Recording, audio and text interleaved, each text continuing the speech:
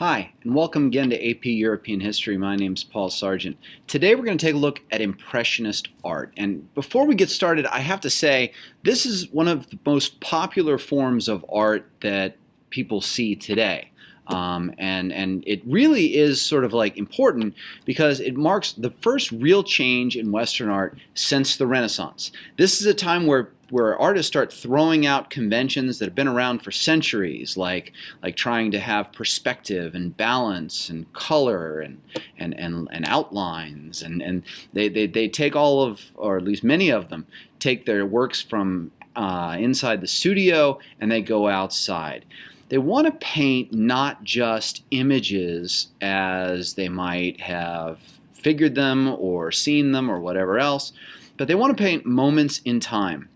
They want to show that light itself is not constant and that at different times, in different places, different things can look, well, different. And so the Impressionists are going to go out there and they're going to use short, choppy brushstrokes to try and show us that color can define our world. So let's take a look at the four major Impressionist artists. Of course, there are others out there, but we don't need to know everything for AP Euro. So here are the major four.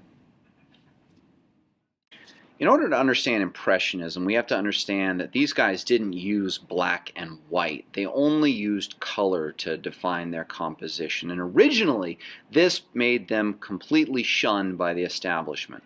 So they came together and created their own shows. And part of the thing that set them apart was that they would paint their entire pictures outside, not sketch outside and then work inside.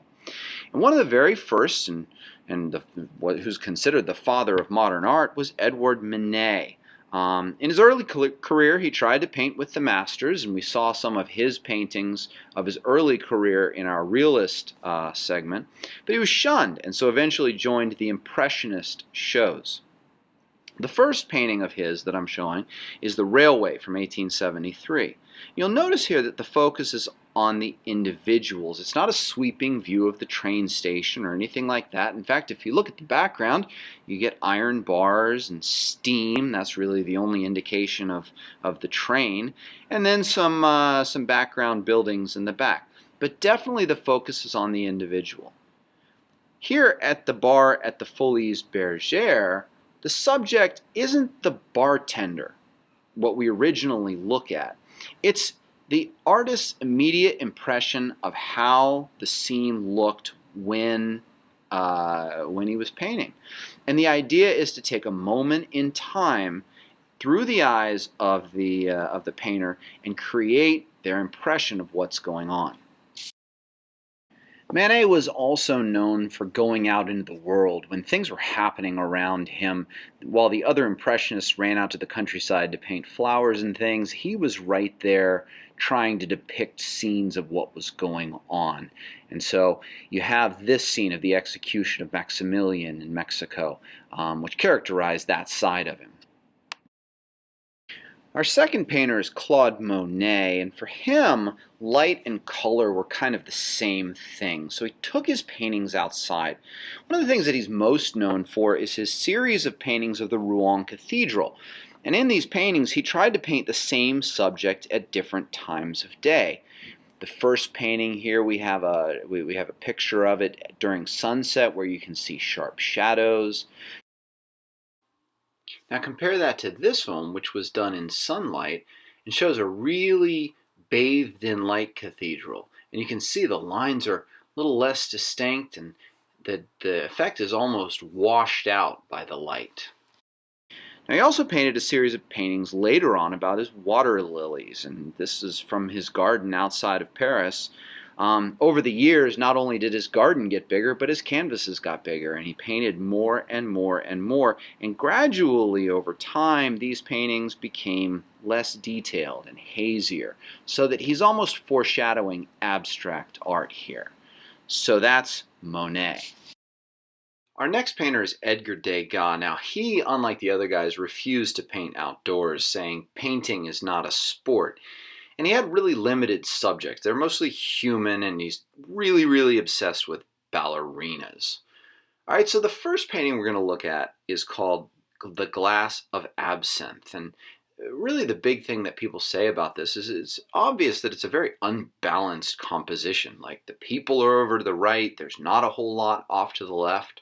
And also there's a very realistic component to this, to this painting, almost photographic quality. Intentionally, and he was criticized by this at the time, he didn't make his subject seem pretty. They look kind of ordinary. And then here's his ballet rehearsal. And here we find almost a spontaneous moment during the class where the instructor's kind of slamming the cane on the floor, telling the dancers what to do. The dancers are a little caught off guard, and definitely capturing that moment in time and how it looked through his eyes. Our final painter is Pierre Auguste Renoir, and he's a guy who's really known for his obsession with joy and laughter. In fact, at one point in an interview, he said, "There are enough troublesome things in life without inventing others." And our first picture is called Le Moulin de la Galette from 1876. And you can see here that there's a real lack of outlines. There's merely suggestions of outlines here. And at the edges of his paintings, we have sort of snipped figures that hint that the scene continues here. What's amazing here is the subjects seem unposed. They seem natural. And then we have his Bathers from 1887. He loved to paint nudes, as he put it, with his maleness. I kind of like that. In fact, here's another great quote from him. "I consider my nude finished when I feel like smacking her bottom." So, I mean, yeah, he's really into the whole nude thing. But here you can see he's changed his methods. Now there are more sharp outlines. The background is sort of timeless, almost has a mythological approach to it, and not basically just relying on what he sees at the moment. All right, so basically that's your Impressionists. You know, here are these guys who are taking painting outside. They're approaching it from an entirely new standpoint. They're focusing not on outlines, mythical stories, anything like that. They're trying to show their world, but they're trying to experiment with color to see how color can define pictures without using strict outlines and those sorts of things. And they do this with these short, choppy brushstrokes. That's the one thing that I can say is like their defining factor. And when you get up close to these paintings, you can't really make out what they are. But as you pull away, they become a pretty beautiful whole. And to be honest with you, Impressionists are some of the most revered painters in Western art today. Anyway, I hope you've enjoyed this episode of AP European History.